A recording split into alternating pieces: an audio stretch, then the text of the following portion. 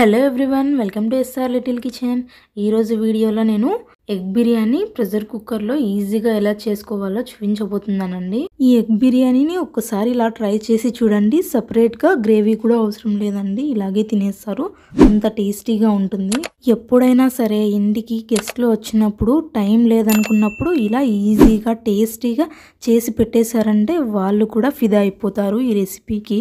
ఈ ఎగ్ బిర్యానీని నేను చెప్పిన విధంగా ఒక్కసారి ట్రై చేసి చూడండి, చాలా టేస్టీగా ఉంటుంది. ఈ రెసిపీ చేయడానికి ముందుగా రైస్ని అయితే నానబెట్టుకొని ఉంచుకోవాలండి.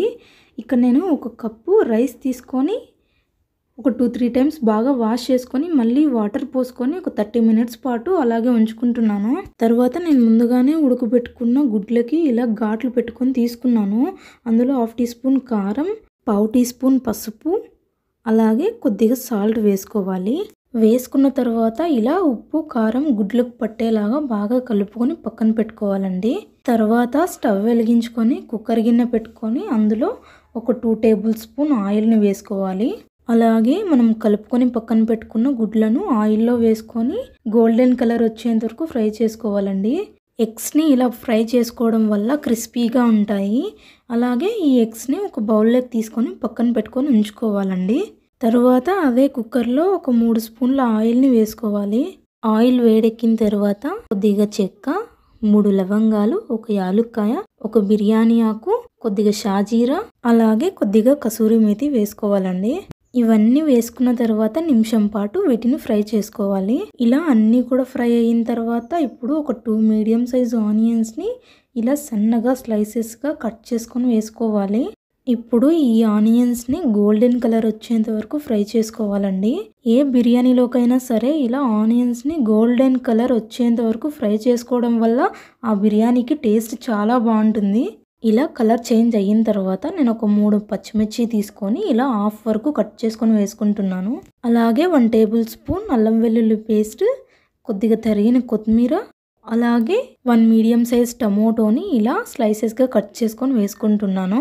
ఇప్పుడు ఈ అల్లం వెల్లుల్లి పేస్ట్, టమోటో పచ్చివాసన పోయేంత వరకు మధ్యలో కలుపుకుంటూ ఒక 2 మినిట్స్ పాటు ఫ్రై చేసుకోవాలి. తర్వాత 1 టీ స్పూన్ కారం, 1/2 టీ స్పూన్ పసుపు, టేస్ట్కి సరిపడా సాల్ట్ని యాడ్ చేసుకోవాలి. ఒకసారి అన్నీ బాగా కలుపుకున్న తర్వాత 1/2 teaspoon garam masala, 1/2 teaspoon chicken masala, 1 teaspoon biryani masala వేసుకోవాలి. ఈ మసాలాలన్నిటినీ కూడా నిమిషం పాటు ఫ్రై చేసుకోవాలండి. ఇప్పుడు కొద్దిగా పెరుగును వేసుకోవాలి.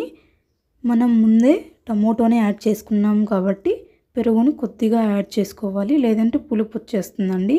పెరుగు గ్రేవీలో మిక్స్ అయ్యేలాగా బాగా కలుపుకోవాలి. తర్వాత ఇందులోకి నీళ్ళను పోసుకోవాలండి.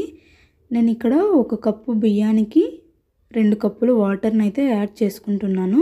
ఇప్పుడు ఒకసారి బాగా కలుపుకోవాలి. మీరు బాస్మతి రైస్ వాడుతున్నట్లయితే 1 కప్పుకి 1.5 కప్పు వాటర్ని యాడ్ చేసుకుంటే సరిపోతుందండి. ఒక 3 మినిట్స్ పాటు దీన్ని బాయిల్ చేసుకోవాలండి. వాటర్ని బాయిల్ అయిన తర్వాత ఈ వాటర్లోకి రైస్ని యాడ్ చేసుకొని ఒకసారి అంతా కూడా బాగా కలుపుకోవాలి. తర్వాత ఇందులోకి ఫ్రై చేసుకున్న ఎగ్స్ని కూడా యాడ్ చేసుకొని ఒకసారి అంతా కలుపుకోవాలి. ఇలా కలుపుకున్న తర్వాత సన్నగా తరిగిన కొత్తిమీరని కొద్దిగా తీసుకొని వేసుకోవాలి. వేసుకున్న తర్వాత ఒకసారి ఇలా బాగా కలుపుకోవాలి. ఫైనల్గా కుక్కర్ మూత పెట్టేసుకొని మీడియం ఫ్లేమ్లో 2 విజిల్స్ వచ్చేంత వరకు కుక్ చేసుకోవాలండి. 2 విజిల్స్ వచ్చేసిన తర్వాత ఒక 10 మినిట్స్ ఆగి తర్వాత కుక్కర్ మూత తీసి నెమ్మదిగా కలుపుకోవాలండి. ఇలా మొత్తం కలుపుకున్నాక అంతేనండి, మన టేస్టీ బిర్యానీ అయితే రెడీ అయిపోయింది. ఇప్పుడు సర్వ్ చేసుకొని పైన అలా కొత్తిమీర వేసుకొని తీసుకుంటే చాలా టేస్టీగా ఉంటుంది. ఈ ఎగ్స్ని నేను చెప్పిన విధంగా ఫ్రై చేసుకున్నట్లయితే బయట క్రిస్పీగా, తినేటప్పుడు క్రంచీగా చాలా టేస్టీగా ఉంటుందండి. నేను చూపించిన ఈ ఎగ్ బిర్యానీ మీకు నచ్చినట్లయితే లైక్ చేసి, షేర్ చేసి, కామెంట్ చేయండి. అలాగే సబ్స్క్రైబ్ చేసుకోండి.